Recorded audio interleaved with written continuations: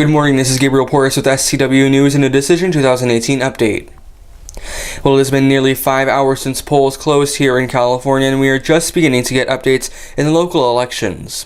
For the race in San Joaquin County Sheriff, retired Sheriff Sergeant Pat Withrow is leading incumbent Sheriff Steve Moore by 7,273 votes. Now, we should mention only 15% of the votes have been counted for that race. We spoke with Pat Withrow earlier Tuesday, who is in the lead. This is part of what he had to say. Exhausted after a long battle, but excited. You know, I think we got our message out the way that we wanted to get our message out, and I believe we did enough to turn this county around and get a new sheriff in town. Also decided is the assessor, recorder, county clerk position. Steve Betzler is beating Reno Ursel by 25,432 votes. In that race as well, only 15% of votes have been counted.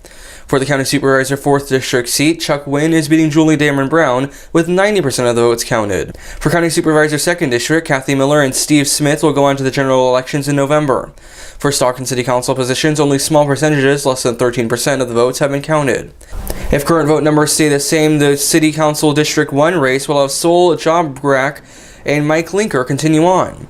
In District 3, incumbent Susan Loftus and Paul Canopy would go on to the next elections.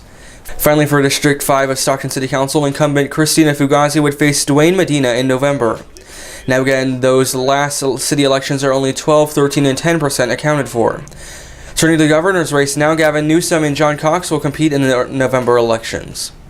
Now, earlier Tuesday, we spoke with the new registrar of voters for San Joaquin County, and she says that the office has been making the public aware of the ways to vote, partly by using Twitter. And we've been tweeting different activities that we've been conducting, like a voter registration workshop, candidate workshop.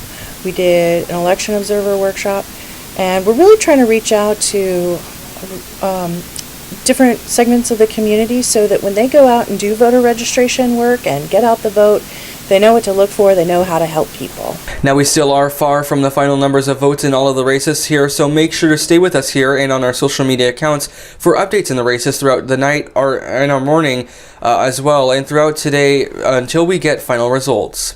Thank you for watching this SCW News Decision 2018 update. Good night.